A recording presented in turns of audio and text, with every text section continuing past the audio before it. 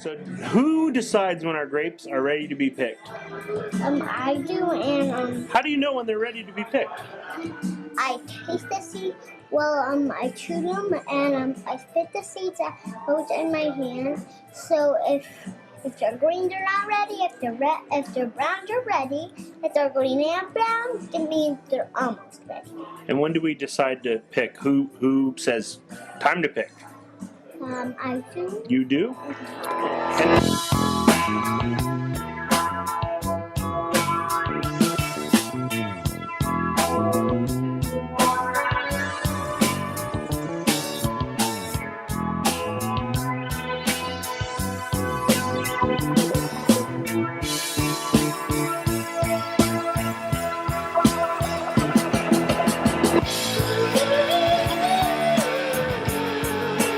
Hi everybody, it is Keith Saarloos and Brielle Saarloos. coming to you live and direct from the private room at our tasting room. Right now is an exciting time in the vineyard. Right now we have begun veraison, and veraison is where the grapes that are red turn from green to red, signifying harvest is imminent.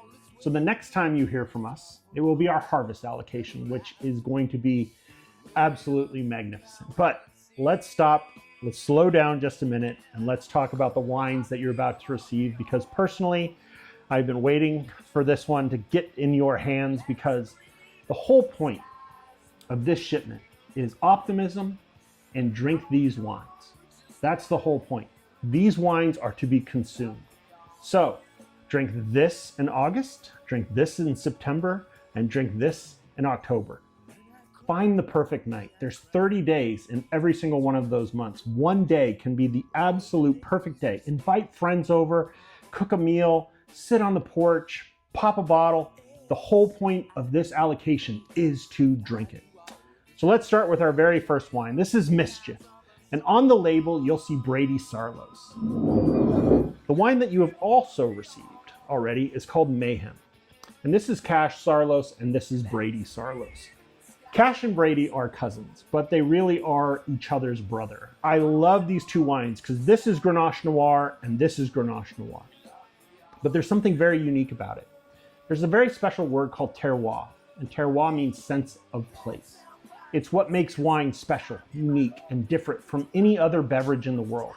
Because where this vine is planted, this wine and this wine comes from the identical stock, just like DNA. But they are planted in two separate vineyards. This is from Windmill, this is from El Camino Real, and these two couldn't be more different. I always love describing Cash as a Texas kid that lives in California, and Brady as a California kid that lives in Texas. So, Mischief. Mischief is a very beautiful wine. I always like describing Grenache as the crowd favorite. Every party we go to, we bring 2 bottles of this. It's always the first 2 bottles gone. Even if there's 20 bottles, these bottles are gone first, because if you like Pinot, you're gonna love this. If you like Syrah, you're gonna love this. If you like Cab, you're going to love this. It's the Paul Rudd of wines. Like, I've never gone to go see Paul Rudd, a movie because Paul Rudd was in it, but I've never not liked a movie Paul Rudd was in. And that's kind of what Grenache is. In all of the Venn diagrams of flavors of wine, Grenache is the dead center. Grenache is the farmer's grape, it's the winemaker's grape, it's the drinker's grape. It is the wine that is the go-to. No matter what you do, open a bottle of Grenache, open this bottle of Mischief, you can have it with pizza or prime rib. Everything in between, this is your go-to. So please, October, the weather's starting to change, it's getting a little cooler, we're gonna have some of those weeks that are really, really hot. This is the wine. This is the wine right between summer and fall. That is what Mischief is for. The second wine, which you should drink in September, is called Honyocker. And on this label, you were there for this photo, is my 1971 Pinzgauer with a surfboard hanging out of the back. It says Saarloos on the license plate, and there's a big layer sticker right there on the back. And we took this picture in Ventura. Me and Brielle went surfing, which is something we love to do. And I just realized that this wine and that picture is the personification. A Pinzgauer is basically if you take a Hummer and a Volkswagen bus, and if they have a baby, that's what you get out of a Pinzgauer. It is a all-terrain assault vehicle made for the military in Switzerland. But I use it to go surfing. That's what this is. So, Honyocker is a really great story. A few years ago, we were in the middle of harvest. It was a great year. We had a great crop. And when we went to harvest it, everybody had more fruit than they needed. So we got to the end of the year. We filled all the contracts. This is back when we were still selling fruit. And it was like trying to sell fruit was like trying to sell Christmas trees on December 26th. And we had a little bit of Grenache Blanc still hanging out in the vine. We had a little bit of Syrah hanging out on the vine. And we had a little bit of Mourvedre hanging out on the vine. So what we did is we did a field blend. My dad goes, I can't bear to see this fruit hanging on the vine. You've got to take it. I said, I don't want it. I'm full. I mean, everything, we were busting at the seams. And he's like, I won't charge you until later. And I said, okay, let's go pick it. So we took all of it. You were there. We were throwing red grapes and white grapes all into one bin. We brought it to the winery. We made it, and we didn't know what we were going to do. Here's the greatest part about this wine. If you've never had wine, this is the wine for you. If you've drank everything, everywhere, from all over the world, this is the wine for you, because this wine does not exist outside of this building. Outside of Saarloos and Sons, I've never, ever in my life found a Grenache Blanc, a white grape, a Syrah, and Mourvedre. This is a GBSM. If you want to blow the doors off of friends that have drank everything, bring this. If you want to just introduce people to the most beautiful wine of September, this is the wine. It's light, it's elegant, it's beautiful, it has a little bit of pep. That's a weird word to use with wine, but it is so beautiful, floral. It's not a dark, heavy, leather-bound novel of a wine. It is bright and beautiful and floral. It's basically white roses with red roses around it. That is exactly what that wine is. And our final wine. I'm gonna move these out of the way because I'm gonna try to get through this without crying.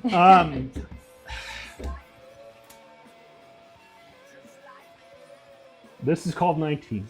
And I was thinking about this today because it was, it's a particularly hard day. A lot going on, doing a lot of big stuff, scared out of my mind. I was thinking back to this day and you being 19, which made me sit there. No. Well, this is the weight. I mean, most people get into wine because they love it. And I didn't get into wine because I love it. I got into wine to feed you and to feed kids. So there's easier ways to make a buck. This is a very hard one, but it's very fulfilling. But pull it together, Keith. She's here today because 20 years ago, it was to raise kids. And I had no illusions of this. And you sitting here watching this video, it was the furthest thing from my mind. And we moved here because we knew that this was the soil we wanted to raise our kids in. And we had a couple coffee shops, and this was a day spa, and we weren't making it. And just like when Mom said, why don't you tear out the apples and plant grapes? Seems like people want those. My wife said to me, I think you should do the wine thing. It seems like it's everything you've ever been good at. And we went all in. And honestly, we were either going to succeed or it was going to kill me. It was one or the other. Because we had you and we had a baby on the way. And what I can't believe, you were here painting the walls of this place. You were here eating pizza on the ground while we were getting it open. You have seen it all. You've seen what all, and you've seen what it takes. And then when you were about 5 years old, we were out tasting fruit, and I asked you, do you think this is a ready pick? And you said, I don't know. And I said, well, what we're looking for is the acids to come down, the sugar levels to come up. And we want the ripeness of fruit. We want the seeds to turn brown. And you go, well, we're tasting, and you're like, well, it's almost ready. And from then on, every year, because it was our first pick every single year, this was your wine. And we named it after it. And we've gone through Brielle, Hunter, Iron Lady, Daddy's Girl. And then when you were 10, I said, what should we call it? And you said, I'm 10. How about 10? And from there on, it was 10, 11, 12, 13, all the way up to this bottle right here, which is 19. And there's not many times in your life that you see the mile marker come by. Mm-hmm. And for me, this was a huge one. Seeing your face on this bottle, seeing that graduation, seeing you go from being my kid, or as I like to say, I went from daddy to dad, watching you become who you are today has been the greatest thing that's ever happened in my life. And I'm so proud that we have worked together now on 15 different wines. And 2 years ago, you were telling me about going to college. Mm-hmm. And now you're about to be a junior. So catch everybody who has been watching your life. And people have said this so many times to me. I have watched your kids grow up. And that's what this is. Wine is the byproduct of all of this. So tell me about what you're doing now. So since this photo's been taken, this was on my last day of high school, which was a long time ago now. It feels like it, and every day past it, I'm more and more excited to be where I am now. But the past 2 years, I moved from one neighborhood where I lived up the street from my grandma to a second neighborhood where I also lived up the street from my grandma at TCU. And I'm a business major there. I'm minoring in political science. Mm-hmm. And honestly, college has been everything I want it to be and more. It has introduced me to amazing people, amazing friends, and I remember so vividly I talk to you every single day when we're at school. Yep. And Mom and Cash and Grandma were on the phone constantly. But I remember in those first few weeks just talking about not only how excited I was about being at school, but also, of course, missing home, but even more so being so happy I grew up the way I grew up. You know? You get to college and you see the perspective of there's so many different people. We've all made it to the same place, but how did we get there? And I think the biggest thing I've carried throughout my entire life is the lessons I learned as not only being in the wine worlds and being in the vineyard since I was a kid and up at 4 a.m. to harvest with my dad and my grandpa and my grandma and mom and all of our family, but also just having the example of you and having the example of Mom and Grandma and Grandpa, and that work ethic that we call farmers' work ethic, I feel like is something that I have not taken for granted one day in my life.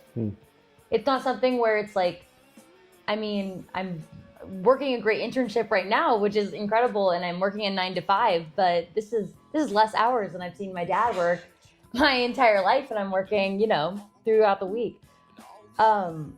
But where are you working this summer? So what's actually so exciting and why I'm here in Santa Barbara, which is amazing. I almost had to say goodbye last summer. That was almost my last summer being at home. However, no way. There was no way. There is no way that was going to happen. No, they weren't going to let me go just quite yet. So it'll be interesting this time. But this summer, I'm actually interning at the Ronald Reagan Ranch, which has honestly been truly. I'm wrapping up. This is one of my final weeks, which I'm pretty upset about because it has honestly been, next to growing up here, one of the most interesting and profound, and just the same way you were talking about how meaningful this work is to you. It's what I've been doing there too. Well, I said it to you a couple of weeks ago when I went and visited you. You working up at the Ronald Reagan Ranch, our most famous resident.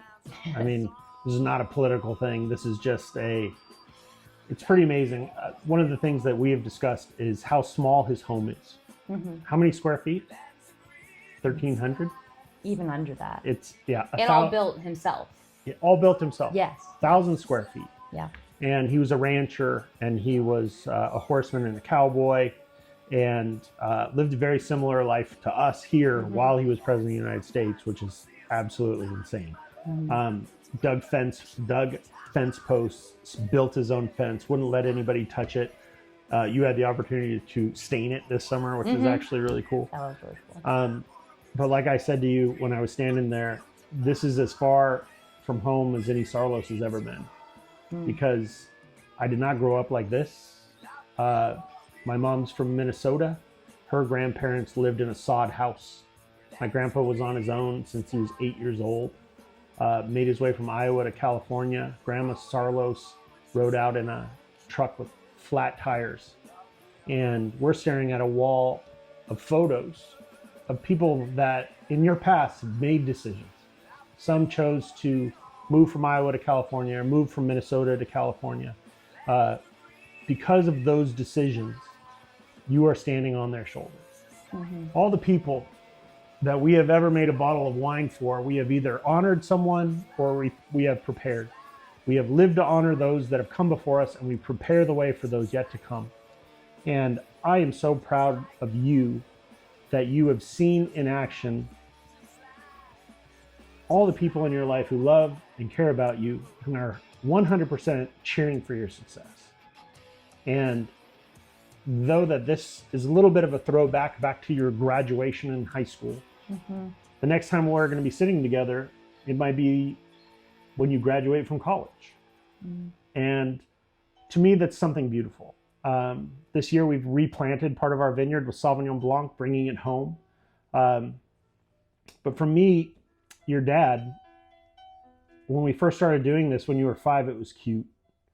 And then every year we did it after that, it became more and more and more important to me. Because like you said, you met people in college who didn't even know what their parents did for a living. And you have been here side by side with that farmer's work ethic, learning from your grandparents, your parents, your community. It's a wonderful place to be. And here, 20 years later, I can say with all confidence that we made the right decision. So that's 19. Drink this in August. When you get this, get it cold. If your kid's going away to school, crack this thing. Pop the bottle. You have done a good job. You have been a great parent. Maybe not always, but you've done your best. And you deserve this. So open this bottle, toast to the people you love, look back a little bit and see how far you've come and how proud you are of what you have accomplished. So many times we work so hard to get things done that we don't see the forest through the trees, and every now and then you need to sit back and say, we've come a long way, but we have a long way to go. I'm so happy you're here right now. I'm going to miss you so bad when you leave, Miss you too. but I'll talk to you every day. I promise. And if you're red only, let me pull it together. You get Grit. This is an exciting wine. This is our Estate Petit Verdot. It is called Grit because on the label, you'll see a wonderful picture of Emery and Cash and Brielle and Lane and Brady and my brother in the window of this car. It's been 5 years since my dad passed. It's something that you never get over. It's the worst club in the world to be a part of. But the weight doesn't get lighter, you just get stronger. And I've always loved this photo since the day I took it. This is at Dad's funeral, and it was in 2020. And we threw there were not a line of black cars going to the funeral. This was back in 2020. The world had a closed sign up, and there wasn't one car on the street. We threw every kid in the back of this truck, and we drove over to say goodbye to Dad. Grit is the perfect name for it. Petit Verdot. It's a big, huge wine. It's impossible to find a 100% Petit Verdot. It's impossible. They don't exist. Everybody blends with it. It gives it the backbone. It gives it the structure. But to have a 100% Petit Verdot that we grow, that's 100% estate, like all the wines. We've planted these vines. We grow these grapes. We pick them in the middle of the night. We make them. We design the labels. This is from our plow to your porch. When I look at this label now and drink this wine, it makes me smile. And it makes me smile because I look at everybody that's on that label and I see the people that they have become in my father's absence. And they have grit. And grit is when you are scared, but you summon the courage. Grit is when everybody else quits and you keep going. Grit is post-traumatic ascension. No matter what's going on in your life, no matter how dark it is today, as my dad would say, from what I understand, the sun will come up tomorrow. And I've thought about that a million times since he's been gone. Because he was my phone call, or I am yours. Mm-hmm. My magic telephone stopped working. Your magic telephone continues to work. And what I love about this wine is it is beautiful. There's no other word for it. It's silky. It's expressive. It is restrained, but it is a punch. It is grit in a bottle. Summer Allocation. A lot of emotions. Everybody thinks we make wine. But what we do is take all of that hard work, the same dirt we planted our children in, we have planted our vines in. We work them every day. We pray for them. We pray for rain. We pray for rain to stop. We pray for sunshine. We pray for it not to get too hot. Constantly, we are tending our grapes the same way we are tending to our family. And I would love to say that in this 20 years, I have learned so much about farming by being a parent. And I have learned so much about being a parent by being a farmer. Mm-hmm. And every now and then you get to sit back and enjoy something. And that's what these wines are meant to do. They are history. They're 2022, 2022, 2022, and 2023 trapped in glass.